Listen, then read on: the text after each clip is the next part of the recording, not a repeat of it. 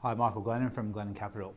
So I'm going to give you an update on BigAir. It's a company that we profiled about 2.5 months ago when the shares were trading around 65 cents. We've been buying the shares in the portfolio from the mid-50s, and it's pleasing to note that there's been a takeover offer made for BigAir by a company called Superloop at about $1.10 a share. So the shares are trading about $1.05 now.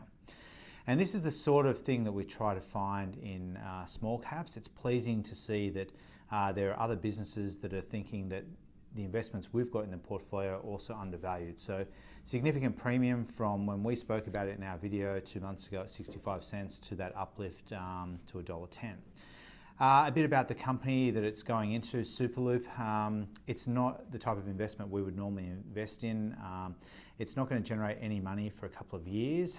It will get significant synergies, about $4 million worth from merging with BigAir, and Jason Ashton, the CEO of BigAir, will be staying on with the new group to run the infrastructure side of that business along with the existing BigAir business. But it is validation of what we're trying to achieve, keeping an eye out on businesses that have been oversold and really scouring the market for smaller companies that have got attractive fundamentals. I mean, one of the things that was very appealing to us when we did buy BigAir was the fact that there's not a lot of players left in the small telco space, so it was quite strategic for us and gave us some comfort that there always was going to be that takeover appeal. There are not a lot of small telcos left out in the Australian listed market, so that metric is sort of playing out now, and there's very little room for sort of corporate appeal as a valuation sort of support level within companies like that. But in terms of recommendations and going forward with Superloop, look, we don't give recommendations here, but Superloop doesn't generally fit our criteria of companies that we think we need to see some cash flow. It's very difficult to see the cash flow coming out of a business like that. However, Bevan Slattery, who put the business together, we have a lot of time for him.